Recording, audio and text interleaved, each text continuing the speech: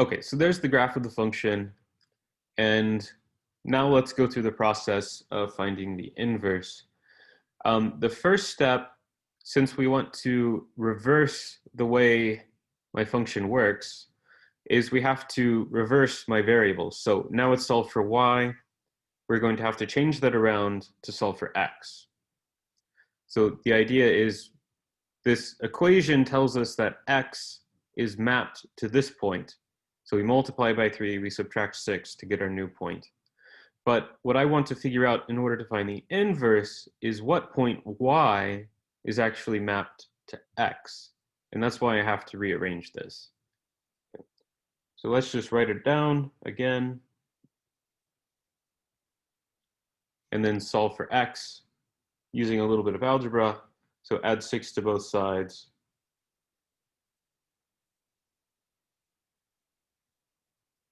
And then divide by 3. So we get, and you can write this however you want. I'm going to write it this way. 1/3 y plus 2 is equal to x. So I wrote it this way so that we can see the slope and the y-intercept. So just divide each term by 3. Okay, but now we have the function written in a slightly weird order because, well, x is on one side, y is on the other. And I'm thinking about reversing the roles of x and y. I want to figure out what plugs in to get here.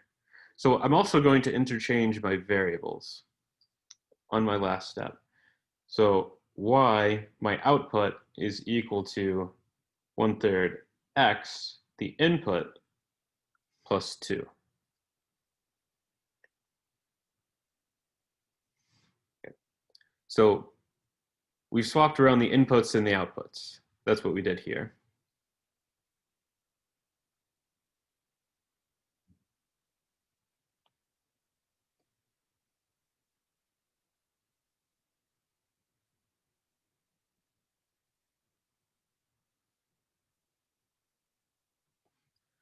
Okay, any questions over the algebra, this process?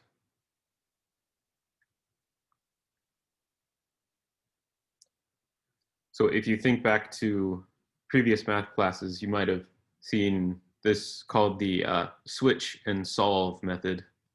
So I guess I did the solve and switch method. Just reversing the order. Okay, so now that we have the inverse function, let's go ahead and graph it. This is a line with slope 1/3 and y-intercept 2. So let's graph the y-intercept, and then we'll use the slope to find some more points. If I go to the right 3, that means I'll go up 1. So let's graph the point 3, 3.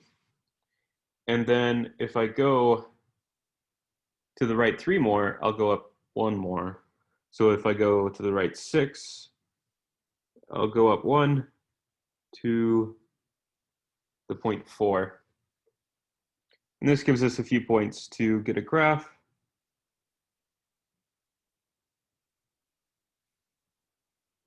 Connect those, maybe label.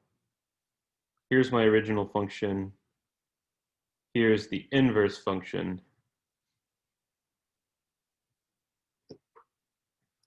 So do you notice anything about the two graphs?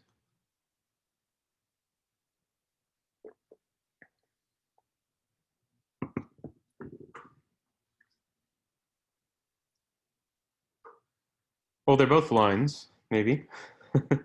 But there's a little bit more. They actually have a particular kind of symmetry. So if I graph the line y equals x, so this is a line at 45-degree angle, at a 45-degree angle through the origin.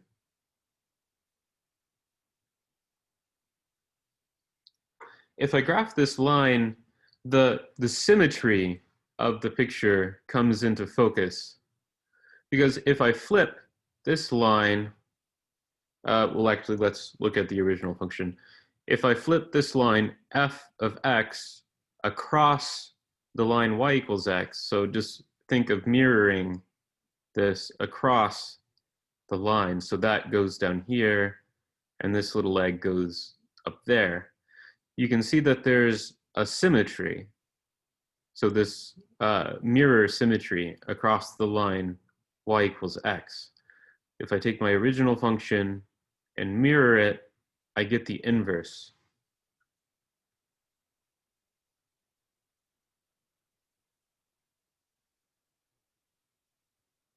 So f of x and f inverse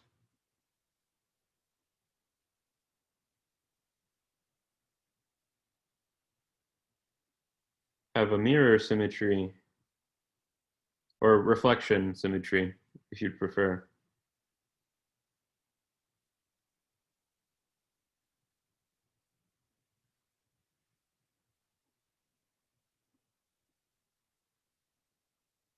Across the line y equals x.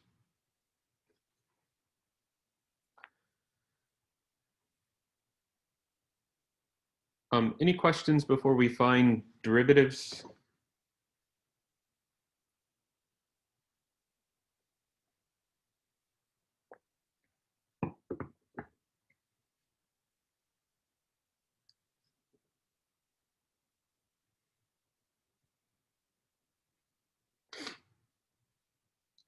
Okay, so next let's just find the derivatives of the two functions. This will be easy for us since we have all been through calculus. So what's the derivative of f of x? What is f prime of x? 3. 3, right. It's just the slope of the line.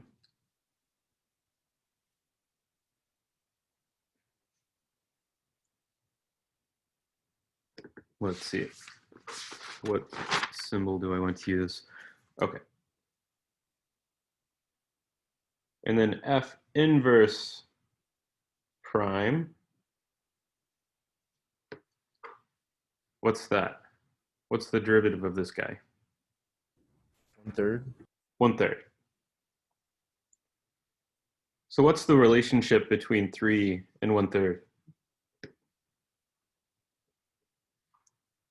With the inverse of each other? They're the inverse of each other, right? Or the reciprocal.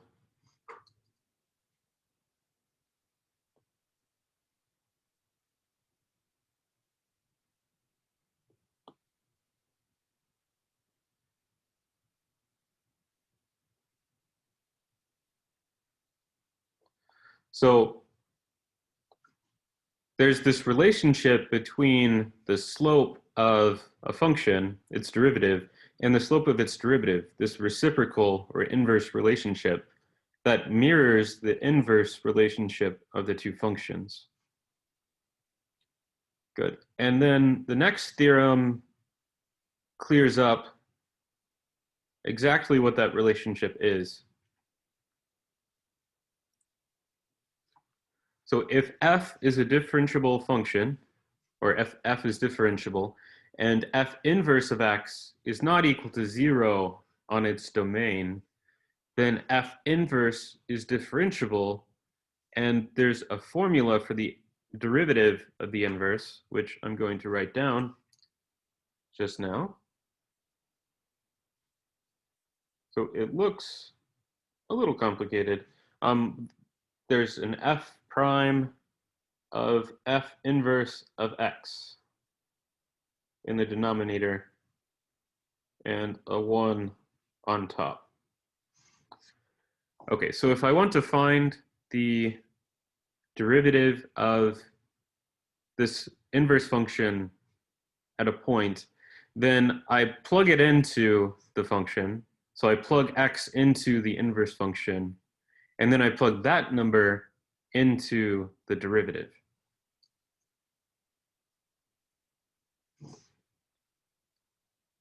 Okay, so that's probably confusing because it looks more complicated than what's going on up here.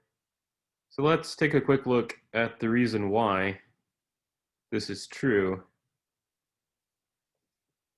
And the key here, the key to this formula is that if I take my two functions, my function and its inverse,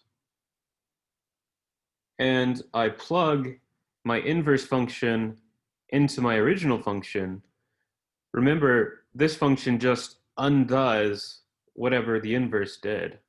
So if I plug x into the inverse, then my original function will just spit x back out. So these two undo each other.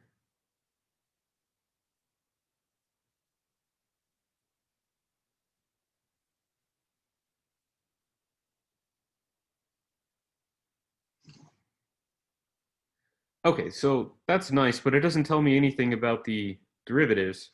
What I'll have to do in order to find out this is take the derivative of both sides. So I want the derivative with respect to x of f inverse. And on the right, we'll take the derivative of x. Okay, so let's do the easy one first. What's the derivative of x?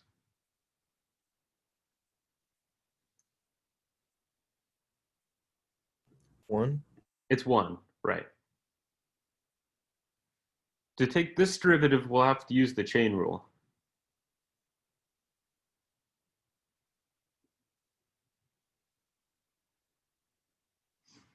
Let me write that off to the side here.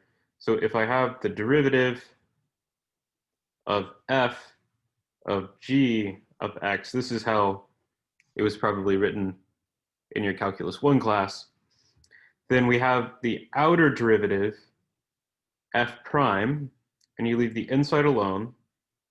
G of x is still on the inside. And then you multiply by the inner derivative. So you get a g prime.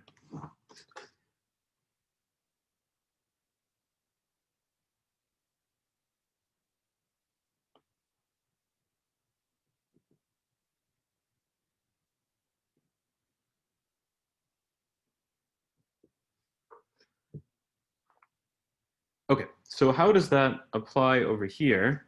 Oh, well, we have an outer derivative. We get an f prime.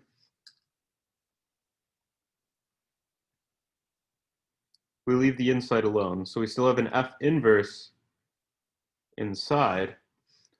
And then the inner derivative is the derivative of the inverse function. So I'll write that this way, f inverse with the derivative of x. Okay, so compare this with the formula that I gave you up here. We have the derivative of f inverse here, and then this bit, the f prime of f inverse of x, that's what's in the denominator. So just divide through by this to move it to the right. So f inverse prime, the derivative of f inverse, is equal to 1 over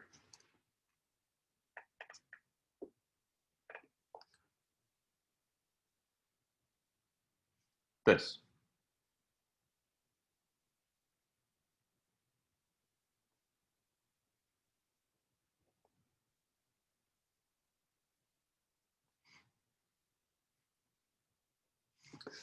Okay, so that's the reason why this formula looks a little bit more complicated. We have this extra thing plugged into the derivative in the denominator. Any questions so far?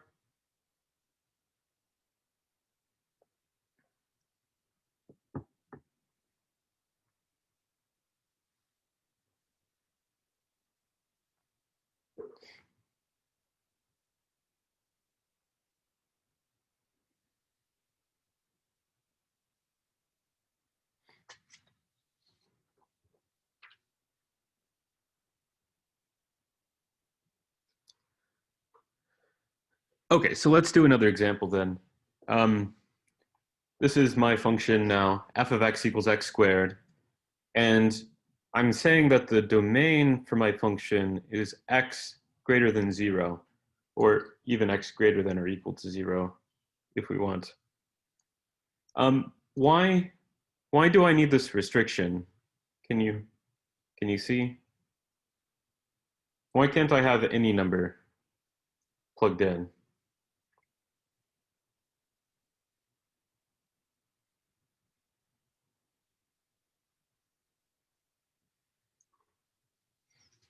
It wouldn't matter, would it? Because if it's a negative number, if it's squared, it would be positive anyways. Well, you're totally right. I can plug in negative numbers, right? They would look something like this. It wouldn't be a one-to-one function. Exactly. If I include this half of the parabola, then it fails the horizontal line test. So that's when we have to throw those out.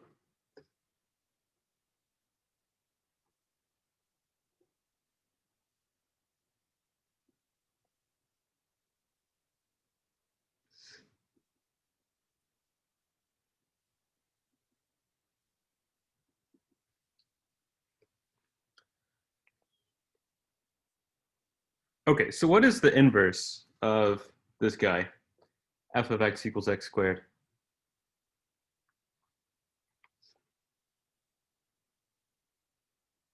Can anyone just tell me?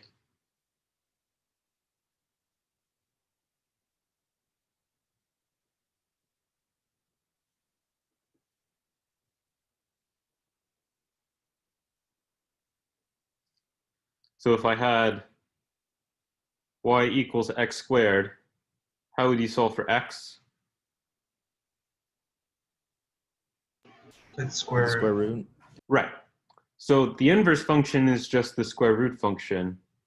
Do I have to worry about a plus or a minus here? Because remember No, when I'm because of the solving. range. Right, good. So the domain of my original function is just positive numbers, positive x numbers. So my inverse function should match with that. So that's why we don't include the negatives here. Good. Okay, so let's find the derivative two ways. First, using the power rule, and then second, using the theorem.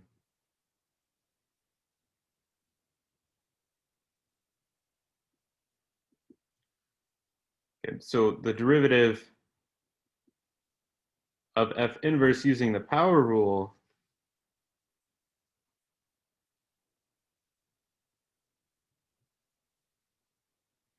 we're just taking the derivative of x to the 1/2. What does that come out to?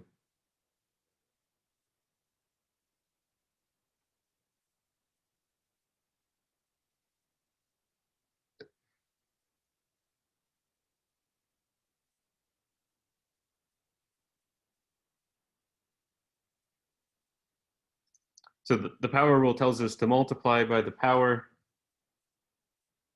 When we're taking a derivative, we multiply by the old power, then we decrease the power by 1. So 1/2 minus 1 gives us a negative 1/2. So this is the derivative using the power rule. Let's try the theorem and make sure we get the same result. Okay, so let me write down the formula again. F inverse prime, or the derivative of f inverse, is equal to 1 over f prime of f inverse of x. So what I have to do is I take the derivative of my original function, x squared. Let's write that up here. What is f prime? 2x. Good. So I take this function and I plug f inverse into it.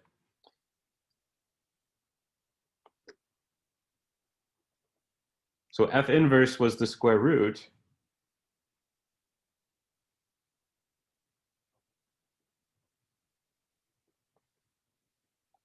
And then f prime is 2x, so we'll replace x with the square root of x.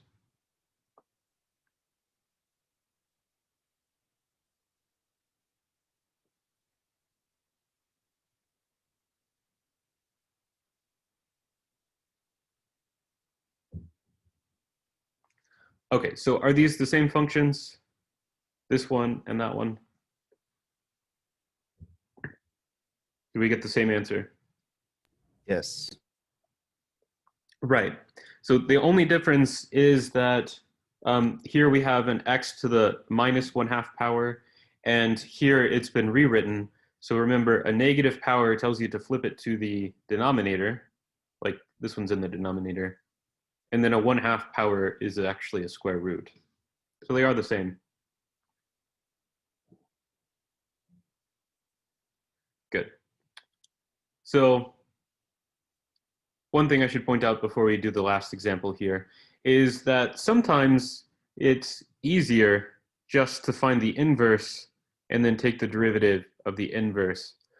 Because you can see that this was essentially one step. And in order to use the theorem, we had to do, I guess, 2 steps. Okay. But there are going to be times when we actually need the theorem, and we're going to see that with more complicated functions in the coming sections. Okay, so we're going to a little bit more of a complicated function because this one is an algebraic function. We have a polynomial divided by another polynomial. And what I want to do is find f inverse and the derivative of f inverse. So the first thing is to find the inverse.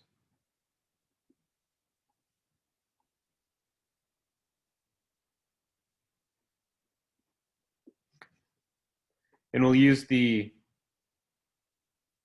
method from before. So we take the original function, I'll write it as y equals x plus 3 over x minus 2.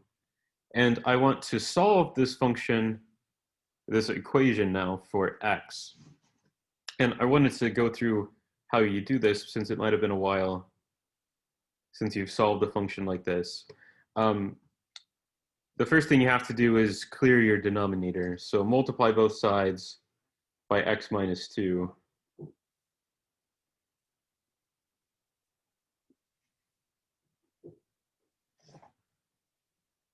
Okay, so x minus 2 times y is now on the left. And on the right, we have x plus 3. And you'll also want to distribute through here. Okay, so you get an xy minus 2y equals x plus 3. And before we move on, we have to remember our goal.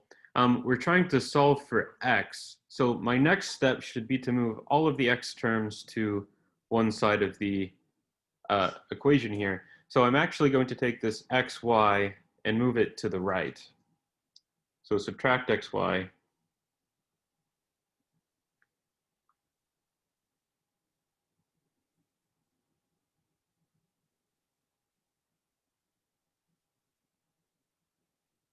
And I want the x terms over here and everything else on the other side. So I'm also going to take this 3 and move it to the left.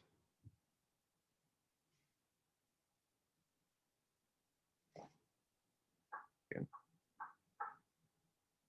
And what this does for us is now we have an x on both terms of the right side of the equation, so we can factor x out on the right.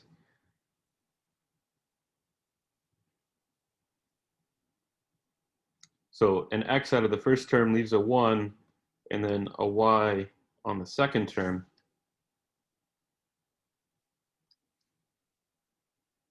And then to finish, divide through by 1 minus y. Okay, so those go away, and you're left with just x by itself.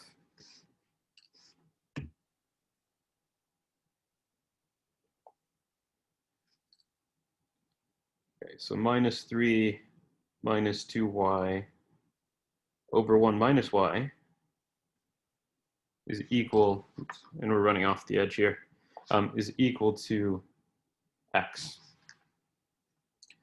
Okay, and then the last step is to switch x and y.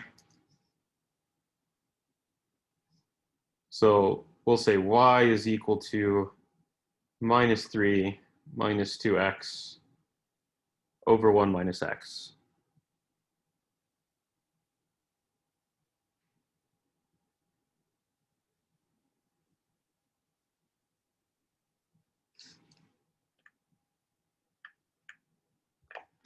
Okay, so this is the inverse function.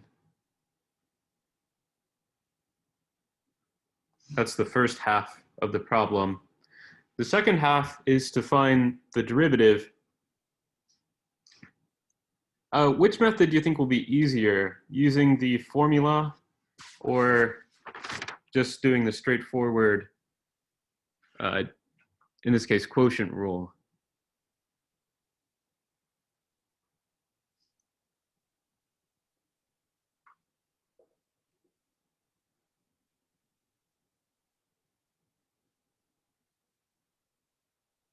Well, let me tell you, I guess, since no one's guessing.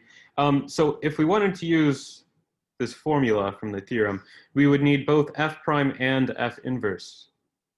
In order to find f prime, we're going to have to do a chain rule, and we'll end up with something probably a little messy. And f inverse itself is already a little complicated, right? It's another rational function. So you'd be plugging a rational function inside of another rational function, and that sounds complicated to me. And I'd rather avoid it if I could. So in this case, it's actually much easier just to do it directly.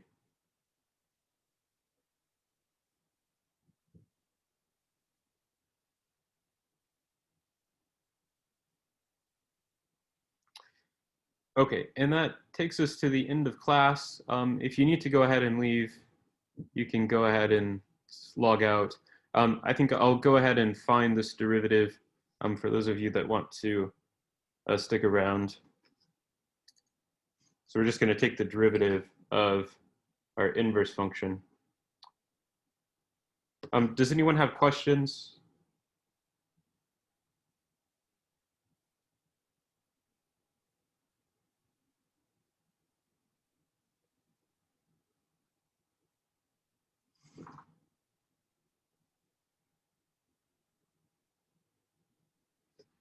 No? Okay, so let's practice the quotient rule here. Does anyone remember the quotient rule? Bottom times the derivative of the top minus the top times the derivative of the bottom divided by the bottom squared. Yes, that's exactly right. So we need to start with the bottom, the 1 minus x, and the derivative of the top. What's the derivative of the top? -2. Good, minus 2. And then the bottom, and we subtract the top.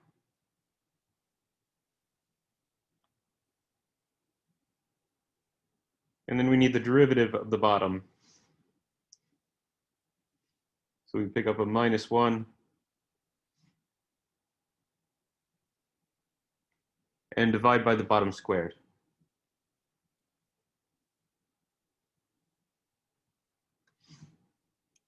Okay, so this is the derivative. Normally, you would probably want to simplify this as much as you could, but I'm just going to leave it in this form.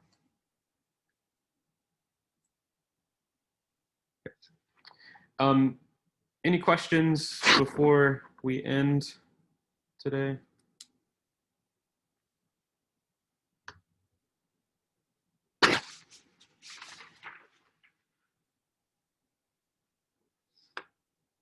Okay, so I will see you guys Friday morning. Please remember that you have the second part of your homework for 6.1 due on Friday, so make sure you're working on that and all of your other homework. And I'll see you then.